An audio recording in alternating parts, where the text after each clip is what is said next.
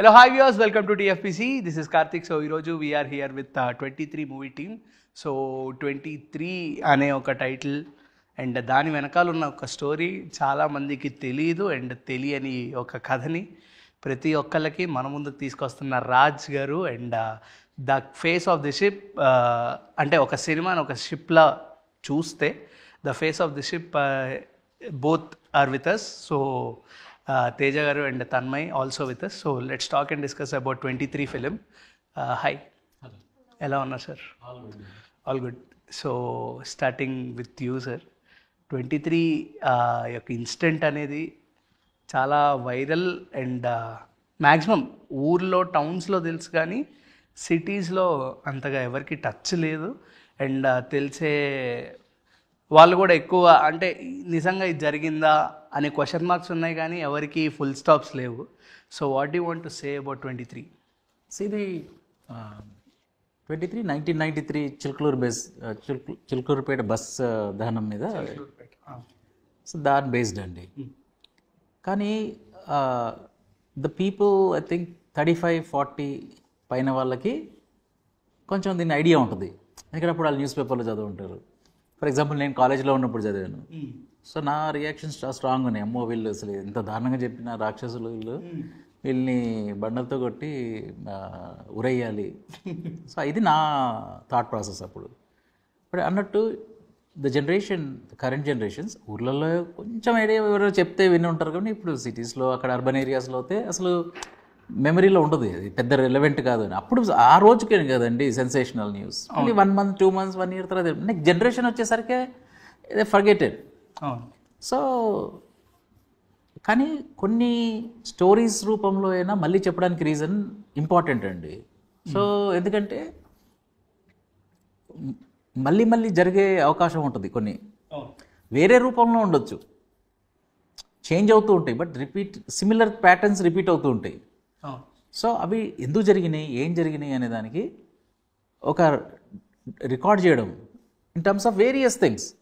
కొంతమంది బుక్స్ రాస్తారు, కొంతమంది డాక్యుమెంటరీస్ చేస్తారు, కొంతమంది సినిమాలు చేస్తారు.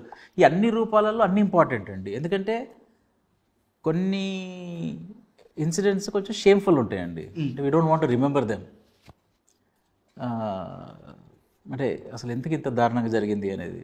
But still it's important to record that, ఎందుకంటే దాంతో ఏదో ఒక నేర్చుకోవచ్చు మనం. సో ఇప్పుడు కిల్లర్స్ ఆఫ్ ఫ్లవర్ మూన్ ఒక మూవీ ఉందండి, like that was like 100 years back జరిగింది. సో అక్కడ ఒక నేటివ్ ఇండియన్ పాపులేషన్ ఉంటారు ఒక ప్లేస్లో, వాళ్ళ దాంట్లో ఆయిల్ వస్తుంది. ఆయిల్ రాగానే ఇంక అంత గ్రీడ్ స్టార్ట్ అవుతుంది. ఓకే. సో ఈ అమ్మాయిల్ని తెల్లవాళ్ళు పెళ్లి చేసుకుంటే ఆ ప్రాపర్టీ అంతా వచ్చేస్తుంది, లేకపోతే దాని నుంచి మేము వాళ్ళు కొన్ని రిజర్వేషన్స్ వాళ్ళకే ఉంటాయి. పెళ్లి చేసుకుంటే అక్కడ నుంచి వీళ్ళని చంపేయడం, ఇట్లాంటివన్నీ చాలా దారుణాలు చేసారు వాళ్ళు. అడిగేవాళ్ళు లేరు అప్పుడు, అంటే ఇల్లీగల్గా ఏదో ఒకటి చేసేసి. సో 100 years తర్వాత వీళ్ళు మార్టిన్ స్కార్సెసీ, వీళ్ళు లియోనార్డో డికాప్రియో వీళ్ళందరూ తీసారు. రీజన్ ఏంటండి, లైక్ రీజన్ 100 years తర్వాత తీయాల్సిన అవసరం ఎందుకంటే రికార్డ్ చేయడం. ఎందుకంటే బుక్ వచ్చింది దాని మీద, కానీ బుక్ కొంతమంది చదివారు, వదిలేసారు, మళ్ళీ మర్చిపోయారు జనరేషన్. మళ్ళీ రావడానికి మళ్ళీ ఒక థియేటర్ ఫామ్లో రాగానే అరే ఇట్లా జరిగిందా, అప్పుడు అలా ఉందా. సో ఇట్స్ ఇంపార్టెంట్ అండి కొన్ని విషయాలు రీవిజిట్ చేయడం, ఫర్ నెక్స్ట్ జనరేషన్కి కూడా చెప్పడం. And there is something to learn so that the mistakes don't repeat. Sir record అంటున్నారు కాబట్టి యాక్చువల్లీ ఒక రికార్డ్ అనేది పెట్టాలంటే, లేకపోతే ఇలాంటి ఫిలిమ్స్ చేయాలంటే స్టార్టింగ్లో ఇప్పటికిప్పుడు చూసేసి day 1 collection, full run collection ఇది మ్యాటర్ కాదు. ఒక 25 years 30 years ఎవరో ఒకళ్ళైనా తవ్వితే ఇలాంటి సినిమా ఒకటి ఉంది, ఈ ఇన్సిడెంట్ మీద ఈ సినిమా తీశారు అని చెప్పి ఫైండ్ అవుట్ చేసేవాళ్ళు ఉన్నారు ఖచ్చితంగా. సో ఆ పాయింట్ ఆఫ్ వ్యూ మీద ఈ సినిమా తీసారా, లేకపోతే వాట్స్ ద యాక్చువల్ థాట్? తీయడానికి మెయిన్ రీజన్ ఏంటంటే ఆ 93లో జరిగింది ఒక ఇన్సిడెంట్ అండి. దాంట్లో వాళ్ళు దొంగతనం చేద్దాం అనుకున్నారు, పెట్రోల్ వేసి బెదిరిద్దాం అనుకున్నారు కాబట్టి ఆ యాక్సిడెంట్లో బస్ తగలబడింది, 23 మంది చనిపోయారు. కానీ ఇంటెన్షన్ లేదు చంపుదామని, స్టిల్ తప్పే. బట్ ఇంటెన్షన్ లేదు. 1991లో చుండూరు ఇన్సిడెంట్ చంపారు, 97లో బాంబ్ బ్లాస్ట్ చనిపోయారు. ఈ రెండిట్లో ఇంటెంట్ ఉంది, క్లియర్గా తెలుసు వాళ్ళు చచ్చిపోతారని. అయినా వీళ్ళు బయటకు రాగలేరు. ఇక్కడ ఇంటెంట్ లేదు, అనుభవించాలి వీళ్ళు, కానీ ఇంకా లోపలే ఉన్నారు. సో ఈ ఇన్ఈక్వాలిటీని ఎందుకు చూపించాలి ఏంటంటే, ఈ రోజు రేపు కూడా మీరు కేసెస్ చూస్తే లీగల్ వాటిల్లో లాస్ సేమ్, ఇంటర్ప్రిటేషన్ కానీ దాని ఎగ్జిక్యూషన్ కానీ చాలా డిఫరెన్సెస్ చూస్తున్నారు. ఒకరికి డబ్బు ఇవన్నీ ఉన్న వాళ్ళకి 1 డేలో బెయిల్ వస్తుంది, కొంతమందికి 6 నెలలు రావట్లేదు. సో ఈ ఇన్ఈక్వాలిటీని ఎవరో ఒకరు క్వశ్చన్ అయితే చేయాలి కదండి. ఎందుకు లా సేమ్ లా ఉన్నప్పుడు ఎందుకు ఒకరికి ఎక్కువ పడుతుంది శిక్ష, ఎందుకు ఒకటి తక్కువ పడుతుంది? అండ్ అందరికీ సమానం అంటాం మనం, కాన్స్టిట్యూషన్ అందరికీ సేమ్, లాస్ అన్నీ సేమ్, కానీ డబ్బు, కులం, పవర్, ఈ మూడిటితో డిఫరెంట్ వాళ్ళకి డిఫరెంట్ అవుతుందా లేదా అనేది ఒక క్వశ్చన్ అండి ఇది. సో 90s ఇన్సిడెంట్స్ తీసుకున్నా ఇప్పుడు కూడా రెలవెంటే. ఒక జర్నలిస్ట్ ఉంటాడండి, 1 డేలో బెయిల్ వచ్చేసి బయటకు వచ్చారు, ఇంకో జర్నలిస్ట్ 6 నెలలు. ఎవరు నిర్ణయిస్తున్నారు ఇది అనేది main point. Same rule same ఇది ఉన్నప్పుడు అందరికీ ఈక్వల్ అంటే అసలు ఎవరికి గొడవ లేదు, అందరూ 1 మంత్ ఉండాలి బెయిల్, ఓకే ఫైన్. అంటే case by case, of course మర్డర్కి దీనికి ఎట్లా కలుపుతామండి, బట్ సేమ్ ఒక తప్పు చేశారు, సపోజ్ ఒక చెక్ బౌన్స్ అయింది అనుకుంది, జస్ట్ ఒక ఎగ్జాంపుల్ ఇస్తున్నానండి. చెక్ బౌన్స్ అవుతే 20 days వరకు ఇవ్వం బెయిల్ అని ఒకటి ఉందనుకుందాం, అందరికీ సేమ్, ఎవరు కంప్లైంట్ చేయరు కదండి. ఒక 1 డేలో వచ్చి ఒక 1 month వస్తే ఇప్పుడు ఓకే వీడు పెద్ద లాయర్ని తెచ్చుకున్నాడు అందుకని బయటకు వచ్చాడు అని అంటే, మరి డబ్బులు పెద్ద లాయర్ తెచ్చుకున్న వాడికి సేమ్ న్యాయం కాదు అని అన్నప్పుడు ఇంకా ఈరోజు కూడా రెలవెంట్ సిచ్యువేషన్ కాబట్టి ఆ ఇన్సిడెంట్ నేర్చుకొని ఈ కరెంట్ సిచ్యువేషన్ చెప్తున్నాం. ఇదొకటండి ఒక రీజన్. ఇంకొకటి రీజన్ ఏంటంటే, ఇప్పుడు జైలుకి వెళ్ళారు, ఒక దొంగ వెళ్ళాడు, ఒక రేపిస్ట్ వెళ్ళాడు, వీళ్ళు మారకుండా వచ్చారు. మారకుండా వచ్చినప్పుడు మళ్ళీ సొసైటీలోనే ఒకరితో దొంగతనం చేస్తారు, మళ్ళీ ఏదో అమ్మాయి జీవితం చేస్తారు. సో మారకపోతే ఇది ఇంత ప్రాబ్లమ్ అనేది కూడా ఒక థీమ్ ఇది చేయడం అండి. ఇది ఇంకొకటి ఏంటంటే 13 to 25 ఏజ్ పిల్లలు ఉంటారు, అప్పుడు కొంచెం ర్యాష్ డెసిషన్స్ ఉంటాయి, కాన్సిక్వెన్సెస్ భయపడరు. ఇది చేస్తే తప్పు, ఆ టైంలో తప్పు చేసిన దానికి జీవితాంతం ఎంత రిపర్కషన్స్ ఉంటాయి అనేది ఇది ఇంకొకటి అండి. సో ఈ రీజన్స్కి చేసిన ఫిల్మ్, అంతేగాని ఈ ఎకనామిక్స్, దీని క్యాల్కులేషన్లు, ఓటీటీలు కొనరు, థియేటర్లో మూవీ చూడరు, ఇవి అవ్వనుకోనే దిగానండి. బట్ చూద్దాం, మీరు ఫస్ట్ ఫిల్మ్ నుంచి అలాగే దిగారు. అలానే దిగానండి. కాకపోతే 8 AM తర్వాత కొంచెం ఎక్కువ పెద్ద దెబ్బ తగ్గింది, తర్వాత తీయద్దు అనుకున్నా, బట్ ఈ ఐడియా బాగా అనిపించింది, చెయ్యాలి ఐడియా కోసం అండి. అంటే basic the point I have said to you, the main theme is that only. అంటే నేను చెప్పింది అదే, 8 AM కూడా లేకపోతే మల్లేశం కూడా, ఫిలిమ్స్ అనేవి ఓటీటీలో మల్లేశం అంత బాగా ఆడడానికి కూడా రీజన్ అదే. సరదాగా చూసేవాడికి ఒక ఇంటెన్స్ కలిగించే ఫిలిం ఏదైనా సరే ఇప్పుడు సక్సెస్ఫుల్ అవ్వకపోవచ్చు కానీ ఎప్పుడైనా అవుతుంది. అదే హోప్ అండి. ప్లస్ నెంబర్ అనేది అదృష్టం అండి. ఎగ్జాక్ట్లీ. నేను ఒక్కరు జైల్లో ఉన్న వాళ్ళకి ఇన్స్పైరింగ్ ఉన్న చాలా తీసాను, ఒకరు బయట ఉన్న వాళ్ళు అరే ఇది కొంచెం డేంజరస్ రిపర్కషన్స్ ఉంటాయి అంటే సరిపోయింది అనుకోండి. ఎక్కువ మందికి అవుతే ఇంకా సంతోషం అండి. ఇంకా ఎక్కువ నార్మల్ పీపుల్ కూడా కొంచెం ఎంపతి క్రియేట్ చేసుకొని, అరే వీళ్ళకి ఎన్నో రీజన్స్ ఉంటాయి లోపలికి వెళ్ళడానికి, బట్ కొంచెం మన తరఫు నుంచి గవర్నమెంట్కి రిక్వెస్ట్ చేసుకున్నాం కానీ దానికి ఫండ్స్ అలొకేట్ చేయాల్సిన రీజన్ ఉంది. వాళ్ళు పురుగులు ఇది కాదు, మన బ్యాడ్ లక్ ఉండి మనం ఎక్కడో పుట్టామో అదృష్టం ఉంది, అది తెలుసుకోవడము, ఇట్లాంటివన్నీ కూడా ఇంకా కొంతమంది ఎక్కువ మంది చూస్తే ఇంకొక బోనస్ అండి. ఎగ్జాక్ట్లీ. సో తేజ గారు, చూసింగ్ ఏ డెబ్యూట్ ఫిలిం ఇలాంటి ఒక టైప్ ఆఫ్ టాపిక్ మీద చూసేసుకోవడం అనేది it's really a different thing అని చెప్పచ్చు ఒక యాక్టర్కి. So if you want to interrupt or if you want to portray yourself for 23 అంటే what you want to say? Of course, it is a different script and story compared to all the present ones that are coming in the market. The point that has attracted me the most was the journey of a character. 32 years of journey చూపిస్తామండి. యూజువల్గా you don't get to play so many different shades in one movie. So that has excited me a lot, and definitely చేస్తా మనం acting క్లాసెస్కి వెళ్ళి నేర్చుకోవటం వేరండి. Once you come into the real world of acting and then you do a movie, you get a lot more experience, you try to see things from a different perspective, learn a lot of things. So ఈ movie ద్వారా మంచి movie చేసాం అనుకుంటున్నాం అండి definitely, and I've learned a lot of things in this journey. Okay, so Tanmay గారు, this character are ఈ ఫిలింలో మీ characterisation మీరు విన్నప్పుడు, మీరు చేసినప్పుడు మీకు అనిపించిన ద బెస్ట్ థింగ్ ఏమైనా ఉందా? అంటే what you have learned from 23? 23 నుంచి I've got to learn many things. First of all, acting అంటే నేను బేసిక్గా స్కూల్ టైమ్స్లో స్టేజ్ మీద పర్ఫార్మెన్స్ ఇవ్వడం అలా ఇలా జరిగింది. యాజ్ తేజ ఆల్సో సెడ్, రియాలిటీలో when we are doing it it is different. So first ఏంటంటే క్యారెక్టర్ ఓన్ చేసుకోవడం ఎలాగనేది నాకు 23లో దిగాక I understood. First character own చేసుకుని దాని తర్వాత when you do the acting అప్పుడు మనకు పర్ఫెక్ట్గా. ఇంతకుముందు అంతా ఏదో అలా అలా చేసేదాన్ని, బట్ మహేష్ సార్ వల్ల, రాజ్ సార్ వల్ల it was possible that I own the character. ఇంకొకటి, నా క్యారెక్టర్ నుంచి what I've got to learn is the purity of love.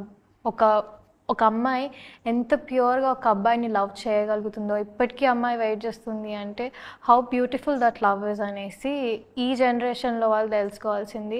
That is something. ఇంకా లాస్ట్కి అన్నీ కోల్పోయి కూడా దట్ హోప్ ఏదైతే ఉందో ఇంకా కూడా ఆ హోప్తో బతుకుతుంది. సో మనకి చాలా కష్టాలు వస్తాయి, ఆ కష్టాల్లో మనం గివప్ ఇచ్చేస్తూ ఉంటాం, కానీ ఆ అమ్మాయికి అన్ని కష్టాల తర్వాత కూడా that hope which is there, together ఉండాలి అనేసి. దానివల్ల ఏదైతే ఇంకా షీఈ్ సర్వైవింగ్, అది మనం నేర్చుకోవాల్సింది. It is the hope through which we have to survive అనేసి. ఓకే, సో సార్, నాకు ఎకనామిక్స్ గురించి కాదు నేను తీసింది అన్నారు, but you have touched a huge topic here. So cinema చిన్నది, medium or large scale of film పక్కన పెడితే లార్జ్ కాన్సెప్చువల్ ఫిలిం అని చెప్పేసి అనిపిస్తుంది. But some people will question like it's a documentary. So what will be your answer? డాక్యుమెంటరీకి సినిమాకి there is lot of difference అండి. Documentary ఏంటంటే it will stay more to the facts. అంటే fact అనేది ఎప్పుడు ఎవరికి తెలియదండి. అబ్సల్యూట్ ట్రూత్ అనేది ఆ టైంలో ఆ పర్సన్ ఎవరెవరైతే ఉన్నారో ఆ పర్టికులర్ ఏరియా తప్ప, ట్రూత్ అనేది కొంచెం తగ్గుకుంటూ వెళ్తుంది నెక్స్ట్ లెవెల్కి. కొంచెం అక్కడికి వెళ్ళగానే ఇంకో కొంచెం వర్జన్, అక్కడ నుంచి ఇంకొక వర్జన్, ఫైనల్గా మనం గూగుల్లో, వికీపీడియాలో, పుస్తకాలలో 2-3 వర్జన్స్ తీసుకుంటూ కొంచెం కామన్ సెన్స్ వాడి కావచ్చు అనే ఒక దానికి వస్తాం. 100% ఎవరికి ఎప్పుడు తెలియదండి. సో డాక్యుమెంటరీస్ కూడా, బట్ మ్యాక్సిమం వాళ్ళు ఒక మంచి రీసెర్చ్ చేసి అక్కడ వరకు ఉంటారు. సినిమాకి వచ్చేసరికండి, సినిమాకి మెయిన్ పాయింట్ ఏంటంటే ఫస్ట్ ఒక స్క్రీన్ ప్లే స్ట్రక్చర్ ఉండాలి. ఎగ్జాక్ట్లీ. సో వీళ్ళు ఏంటి, ఈ క్యారెక్టర్స్ ఏంటి, ఆడియన్స్ ప్రకారంగా మేము ఈ క్యారెక్టర్స్లో ఎందుకు మేము ఇన్వాల్వ్ కావాలి, మా టైం. డాక్యుమెంటరీ చేసినప్పుడు that's not the thought process అండి. అసలు ఏం జరుగుంటుంది అంటే 23 సినిమాని డాక్యుమెంటరీ అని చెప్పి మిమ్మల్ని క్వశ్చన్ చేస్తే what will be your answer? Documentary కాదు, బికాస్ ఆఫ్ వేరియస్ రీజన్స్ అండి. ఒకటేంటంటే themes, soul of the film disturb చేయకుండా అఫ్ కోర్స్ ఫిక్షన్ యాడ్ చేస్తాం కదండి. ఇప్పుడు డాక్యుమెంటరీ తీసినప్పుడు తేజ, ఇప్పుడు సాగర్ క్యారెక్టర్ ఉన్నాడు, సుశీల క్యారెక్టర్, వీళ్ళ వైఫ్ అని ఇట్లా చెప్తాం అంతే. దీంట్లో ఏంటంటే మనం మూవీ చేసినప్పుడు ఏంటంటే అసలు వీళ్ళు డేకి ఎక్కడ కలుసుకునేవాళ్ళు, వీళ్ళు ఇది కలిసారా, జాబ్ ఉందా, ఈ అమ్మాయి ఎక్కడ జాబ్ చేస్తుంది, నిజంగా అదే కెమిస్ట్రీ ఉందా, ఓకే. సో వీళ్ళకి ఇప్పుడు రేపు నెక్స్ట్ ఇప్పుడు పాప పుడుతుంది. పాప పుట్టడానికి వీళ్ళు దానికన్నా ముందు ఎట్లా వీళ్ళ రిలేషన్షిప్ ఇదైంది. సో ఇదంతా మనము క్యారెక్టర్స్ ఇంటర్వ్యూ చేసి మాట్లాడినా కూడా ఎంతైనా పూర్తిగా తెలియదండి. మిగిలిందంతా మన ఫిక్షన్. సో ఒకసారి ఫిక్షన్ యాడ్ చేయగానే it comes in to the cinema. రెండోది క్యారెక్టర్స్తో ట్రావెల్ అవుతారు ఆడియన్స్. అక్కడ ఏంటంటే క్యారెక్టర్ ఎందుకు జరిగింది అనేది అలా చూస్తున్నారు. ఇప్పుడు డాక్యుమెంటరీ చూసినప్పుడు మీరు 9/11 మీద 9/11 ఎందుకు జరుగుంటుంది, అట్లా చేశారా, వీళ్ళు ఇక్కడ ప్లాన్ చేశారా, అట్లా చేశారా అనేది ఆ యాంగిల్ అండి డాక్యుమెంటరీలో. ఫిలింలో ఏంటంటే సాగర్, సుశీల వీళ్ళు ఇట్లా కలుసుకున్నారా, సాగర్కి ఏమైంది, సుశీలకి ఏమైంది. So more than the incidents, people characters travel అవుతున్నారు. So that's the main difference అండి సినిమా స్టైల్ ఇంకా నరేషన్లో. సార్, నిజంగానే దోపిడీ వల్లే జరిగిందంటారా? ఆఫ్ కోర్స్ అండి. ఆఫ్ కోర్స్ ఐ మీన్ దొంగతనం చేద్దాం అనుకున్నారు. అంటే కుల వివక్ష వచ్చి దాని దోపిడీగా మార్చేయడం అంటే ఇప్పుడు ఎవ్రీ యాక్షన్కి అండి 1,000,000 రీజన్స్ ఉంటాయి. బట్ పర్టికులర్లీ అదే రీజన్ అని చెప్పేసి చాలామంది కోట్ చేశారు. అంటే అది కూడా ఒక రీజన్ ఉంటుందండి. కొన్ని లక్ష కారణాలు ఉంటాయండి. అంటే ఫర్ ఎగ్జాంపుల్ పుట్టుకతోనే కొన్ని జెనెటిక్ ఇది వస్తాయండి. అది ఎందుకు వస్తాయి అంటే మనం ఎన్నో లక్షల కోట్ల దగ్గర సంవత్సరాల ముందు నుంచి రెప్టిలియన్ బ్రెయిన్ పార్ట్ ఒకటి రెప్టైల్స్ నుంచి వచ్చింది, తర్వాత ఇవాళ వచ్చినాయి. సో ఒక పార్ట్ ఈజ్ స్టిల్ రెప్టైల్. ఆ రెప్టైల్ బ్రెయిన్ ఎందుకు ఎక్కడి నుంచి వచ్చింది, అది ఎట్లా పనిచేస్తుంది అనేది రెప్టైల్ వరకు వెళ్ళాలంటే లక్షల కోట్ల సంవత్సరాల ముందు వెళ్ళాలి. సరే అంత దూరం వెళ్ళొద్దు అనుకుందాం. పుట్టుకతోనే కొన్ని న్యాచురల్ ట్రేట్స్ ఉంటాయండి. కొంచెం మోర్ షార్ట్ టెంపర్డా కాదా సాఫ్ట్రా, అందరికీ కోపాలు ఉంటాయి. అందరికీ ఏదైనా చిన్నప్పుడు నా కాని వస్తువు నాకు తినాలనిపిస్తుంది అని తీసుకోవడం, ఇవన్నీ సహజంగా వచ్చే గుణాలు. అవును. సో ఇంతవరకు సేమ్ ఉంటుంది. కానీ ఎక్కువ తక్కువ అనేది అక్కడే కొంచెం క్యారెక్టరిస్టిక్స్ చేంజ్ అవుతూ ఉంటాయండి. రెండోది ఏ తల్లికి పుట్టాము ఆ హార్మోనల్ తల్లి స్ట్రెస్ఫుల్ ఉందా లేదా అనే దాన్ని బట్టి అక్కడ మళ్ళీ కొన్ని హార్మోనల్ ఇది వస్తాయి. తర్వాత వాళ్ళ ఓన్ బయాలజీ వీటి ప్రకారం ఇంకా కొన్ని హార్మోనల్ చేంజెస్ ఉంటాయి. పేరెంట్స్ ఎవరికి పుట్టారు, వాళ్ళు గొడవలు ఎన్ని ఉన్నాయి, స్ట్రెస్ ఎంత ఉంది ఇంట్లో, వాళ్ళు ఏ స్కూల్లో ఉన్నారు, ఇప్పుడు వాళ్ళ ఫ్రెండ్స్ ఏంటి, ఇది ఇన్ని కారణాలతో అవుతుంది. చదువు వాళ్ళకి మంచి స్కూల్లో వెళ్ళేదా, టీచర్స్ పాత్ర ఏంటి, మీడియా పాత్ర ఏంటి, ఇన్ని లక్షల రీజన్స్తో ఒకటి ఫామ్ అవుతుందండి. బట్ కొంచెం వరకు కొంచెం అనగబడిన తర్వాత మాత్రం కొంచెం ఎడ్యుకేషన్ సైకిల్ లాగా వస్తుందండి అది. కొంచెం ఇది లేనందుకు సరిగ్గా స్కూల్స్ ఉండవు, అక్కడ అది లేనందుకు ఇంకొకటి ఉండదు, ఇంకొకటి. బట్ ఇవన్నీ రీజన్స్ ఉండి కూడా కొంత పర్సంటేజ్ ఏంటంటే in spite of all these challenges బయటకు వస్తారు. కానీ అది నార్మ్ కాదండి. ఇప్పుడు మనం ఒక 20% రాగలుగుతారు, అది చూసేసి ఇట్లా అనలేము వీళ్ళందరూ ఎందుకు రాలేరు అని. ఈ ఎక్సెప్షన్ని మనం అందరు ఎందుకు చేయలేరు అని అనలేము. చేయొచ్చు, అంత ఈజీ ఉండదు ఆ సిచ్యువేషన్లో ఉన్నప్పుడు. సో కారణాలు ఉంటాయి. కాకపోతే ఏంటంటే ఎన్ని కారణాలు ఉన్నా కూడా మనం ఎక్కడ కూడా జస్టిఫై చేయట్లేదు ఈ సినిమాలో. వీళ్ళకి ఈ కారణాల వల్ల ఇది చేసినా తప్పు లేదులే అని అనట్లేదు. కారణాలు ఉన్నాయి, దాంతో మనకు కొంచెం ఎంపతి వస్తుంది. అయ్యో పాపం వీళ్ళకి కొంచెం చదువు రాలేదు కాబట్టి డబ్బులు రాలేదు, దాన్ని బట్టి చేశారు. కొంచెం మనకి కొంచెం ఎంపతి అనిపిస్తుంది, వీళ్ళకి ఎందుకు చేశారని అర్థం చేసుకోగలుగుతాం. కానీ ఎక్కడ సమర్థించట్లేదు చేసింది. ఎందుకంటే దేర్ సమ్టైమ్స్ కొన్ని వ్యాలిడ్ రీజన్స్ ఉన్నప్పుడు కూడా అవి వద్దు అని చెప్పడమే కరెక్ట్. ఎందుకంటే లేకపోతే ఒక సొసైటీకి ఒక ఫంక్షన్ చేయడం కష్టమైపోద్ది లేకపోతే. సో అంటే మల్లేశంలో కానీ లేకపోతే ఈ టైంలో కానీ the cast which have choosed maybe Ananya Nagalla garu కావచ్చు, అప్పటికి ఎస్టాబ్లిష్మెంట్ అనేది లేకపోయినా దాని తర్వాత ఒక ఫ్యూచర్ గ్రోత్ అనేది వచ్చింది. And you have not used ప్రీవియస్గా ఉన్న యాక్టర్స్ని, ఆల్రెడీ మీరు డైరెక్ట్ చేసిన యాక్టర్స్ని మీరు మళ్ళీ తీసుకోలేదు. So these two actors also same thing repeat అవుతుందా, or else if you are want to make another film like? ఇప్పుడు అంటే మనం ఎగ్జాక్ట్గా చెప్పలేమండి. మోస్ట్ ప్రాబబిలిటీ ఏంటంటే అంటే వీళ్ళు సపోజ్ కరెక్ట్గా వీళ్ళ కెరియర్ ఇక్కడ నుంచి దేని మీద డిపెండ్ అయి ఉంటుందంటే వీళ్ళ కెరియర్ దేని మీద డిపెండ్ అయి ఉంటుందంటే వీళ్ళు ఎంచుకున్న స్క్రిప్ట్ మీద ఉంటుంది, ప్లస్ వీళ్ళు ఎంత గ్రౌండెడ్గా ఉన్నారు అని దాన్ని బట్టి ఉంటుంది. నాకన్నా యాక్టింగ్ ఎవరు గ్రేట్ లేరు అంటే వాళ్ళది అక్కడే అయిపోతుంది.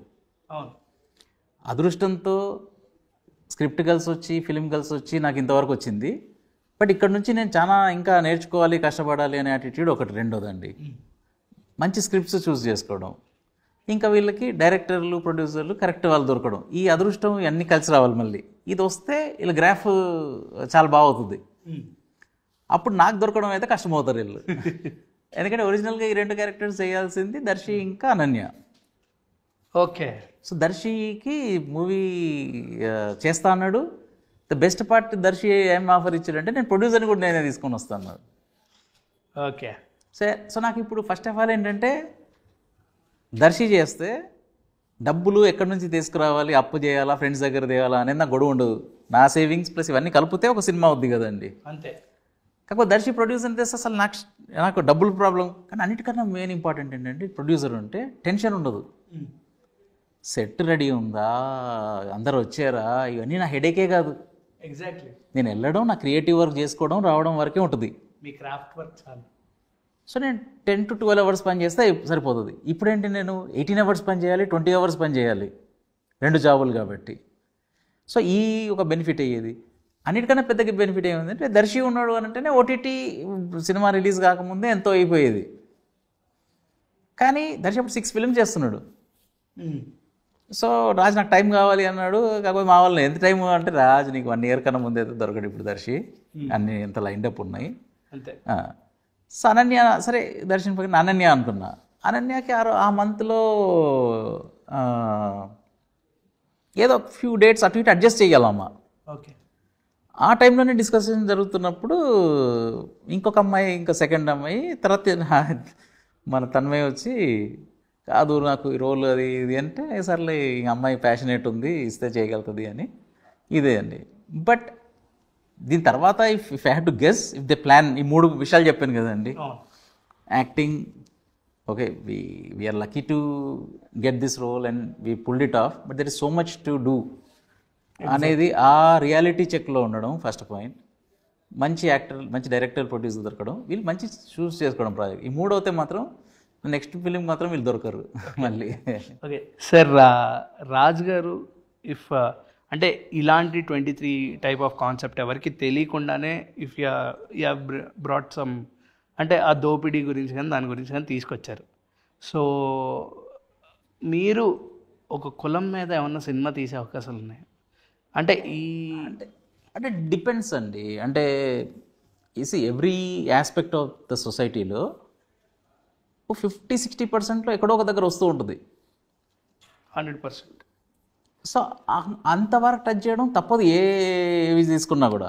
పీపుల్ ఏంటంటే ఎందుకు లే అని చేయట్లేదు, బట్ ఏది చూసినా కొంచెం పార్ట్ అసలు ఎక్కడో ఒక దగ్గర తగులుతుంది.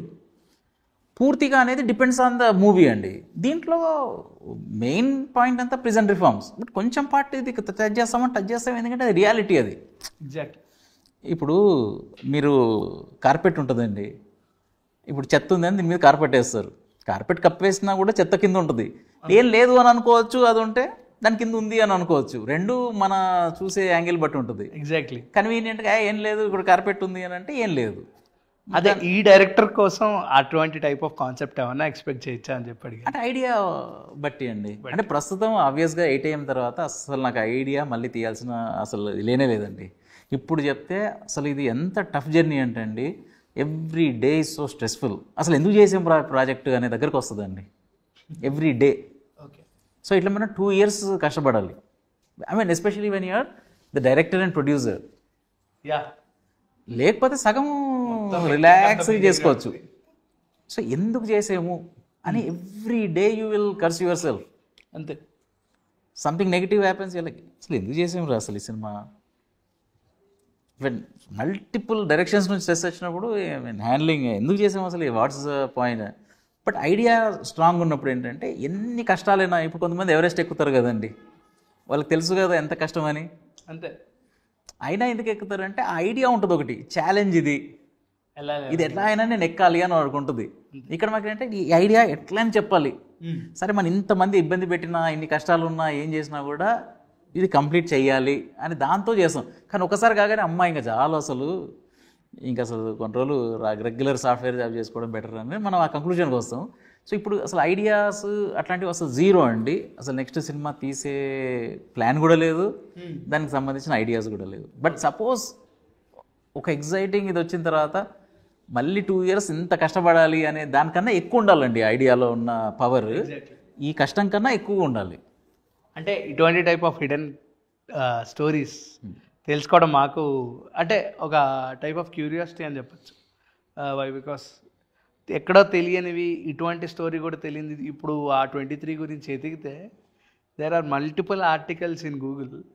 అన్నీ చదువుతుంటే ఒక్కొక్క దాంట్లో ఒక్కొక్క డిఫరెంట్ స్టోరీ కనిపిస్తుంది. సో ఏ స్టోరీకి ఏది రుజువు లేదు. So we are also waiting to అంటే మీ దగ్గర నుంచి ఇటువంటి టైప్ ఆఫ్ ప్రాజెక్ట్స్ రావడానికి వెయిట్ చేస్తున్నాం. ఒకటైతే ష్యూర్ అండి, అంటే మంచి ఫిల్మ్ మేకర్స్ ఉన్నారు, అన్ని కమర్షియల్ తీస్తున్నారు, రెగ్యులర్ తీస్తున్నారు, అన్ని తీస్తున్నారు. సో ఇంకొక నేను తీయాల్సిన అవసరం లేదు, unless it has to be completely different. అంటే ఇప్పుడు ఫర్ ఎగ్జాంపుల్ మలేషియా నేను చేయకపోతే 99% ఎవరు చేసేవాళ్ళు కాదు, ఎందుకంటే ఇట్స్ అ కామన్ మ్యాన్. ఇది the story is been there, no one is touching it. So ఎవరు చెప్పరు కాబట్టి నేను చెప్పాలి అనేది అప్పుడే నాకు ఆ ఇంట్రెస్ట్ కూడా ఉంటుందండి. ఎవరైనా చెప్తారు అన్నప్పుడు చెప్పుకొని ఇంతమంది ఉన్నారు కదండి ఇండస్ట్రీలో, నేను వచ్చేసి చెప్పాల్సిన అవసరం లేదు. బట్ ఇది ఎవరు చెప్పరు అని అన్నప్పుడు మాత్రం కొంచెం అనిపిస్తుంది, ఎవరు లేరు చెప్పట్లేదు కదా. So let's take it with a challenge and do it. That's a unique thing actually. So thank you for your valuable time. So 23 May 16th విడుదల అవబోతుంది అండ్ ఈ స్టోరీ ఎలా ఉండబోతుంది అని ఈగర్గా వెయిట్ చేస్తున్నాం to watch in big screens. So thank you. Thank you so much.